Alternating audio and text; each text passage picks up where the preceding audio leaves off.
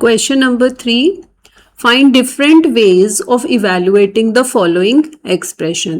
तो different ways से हमें इन एक्सप्रेशंस को इवेल्युएट करना है। ए पार्ट देखते हैं। 1 minus 2 plus 3 minus 4 plus 5 minus 6 plus 7 minus 8 plus 9 minus 10। तो फर्स्ट वे हम देख लेते हैं कैसे सॉल्व करेंगे। फर्स्ट वे में हम क्या कर सकते हैं कि जितने भी पॉजिटिव वाले हैं उनको हम एक साथ ऐड कर लेंगे। तो ये ऐसे आ जाएगा 1 plus 3 plus 5, इन सारे पॉजिटिव वालों को हमने ले लिया और फिर हमने जो सारे नेगेटिव वाले थे उनको एक साथ ले लिया, -6 -8 -10।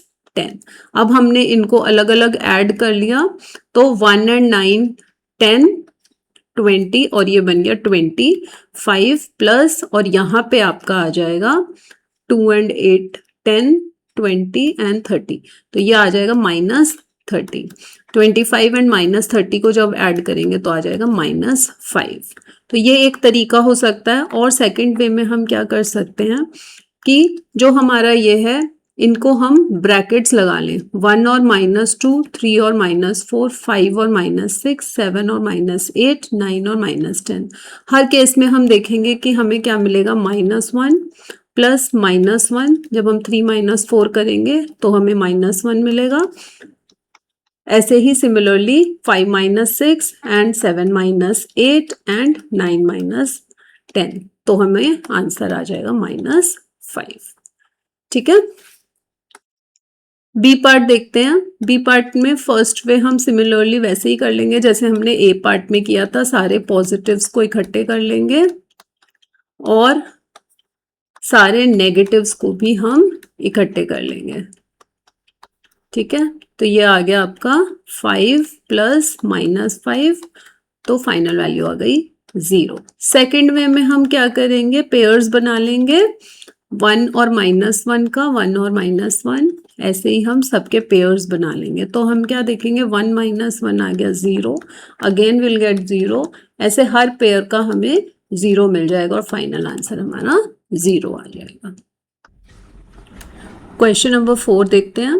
Compare the following pairs of expression using less than, greater than और इक्वलिटी साइन बाय रीजनिंग। तो एक्चुअल कॉम्प्यूटेशंस नहीं करनी है, हमें सिर्फ रीजनिंग और understanding of terms and bracket से इनमें कंपैरिजन करना है। ए पार्ट देखते हैं। 49 - 7 + 8 और यहाँ पे 49 - 7 + 8। तो ये दोनों इक्वली होंगे क्योंकि सारे नंबर्स और ऑपरेटर्स भी सेम है। ठीक है। बी पार्ट देखते हैं। 83 × 42 -18 और यहाँ पे है 83 × 40 -18। अब आप देखेंगे सबसे पहले हम यही टर्म्स को सॉल्व करेंगे। यहाँ पे 83 × 42 है, यहाँ 83 × 40 है, तो बट ऑब्वियस 83 × 42 इज ग्रेटर और दोनों में से सब्ट्रैक्ट 18 और 18 ही हो रहा है। ठीक है। तो left hand side will be greater. C part देखते हैं। 145 -17 × 8। तो 17 × 8 जो है वो 145 में से माइनस हो रहा है और इस साइड देखेंगे राइट हैंड साइड तो 145 में से 17 × 6 जो है वो माइनस हो रहा है।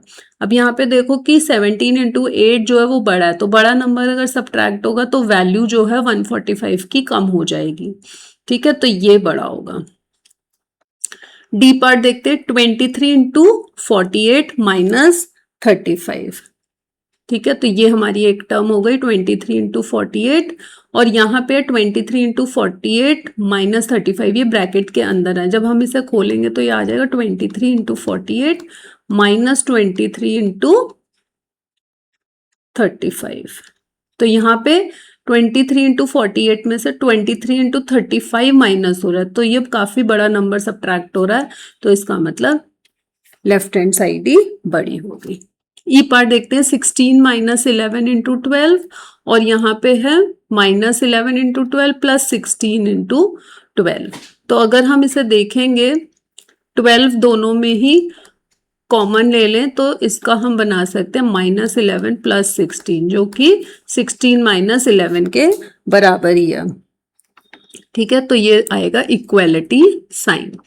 एफ पार्ट देखते हैं, 76 माइनस 53 इंटू 88, और यहाँ पे भी 88 ही मल्टीप्लाई हो रहा है लेकिन 53 माइनस 76 से, तो यहाँ पे ये जो है ये नेगेटिव का आएगा और ये जो है ये पॉजिटिव का है, तो पॉजिटिव वाला ही बड़ा होगा, इसलिए ऐसा साइन लगाएंगे। जी पार्ट देखते हैं, 25 इंटू 42 प्लस 16, और यहाँ पे 25 इंटू 43 प्लस 15, तो 25 तो दोनों तरफ ही मल्टीप्लाई हो रहा है, किससे मल्टीप्लाई हो रहा है, यहाँ पे 42 प्लस 16 से, और यहाँ पे 43 प्लस 15 से। अब देखो 42 और 43 को अगर कंपेयर करें तो 1 मोर है 43, लेकिन 16 और 15 में 1 लेस है, तो लेकिन नेट जो आपकी वैल्यू आएगी यहाँ पे ये ज्यादा है एक और ये कम है एज कंपेयर टू दीज। ठीक है, तो नेट जो वैल्यू आएगी वो सेम ही आएगी, सम सेम ही आएगा, तो इसीलिए यहाँ पे इज इक्वल टू का साइन आएगा। लास्ट देखते हैं एच पार्ट, 36 इंटू 28 माइनस 16, और यहाँ पे 35 इंटू 27 माइनस 15।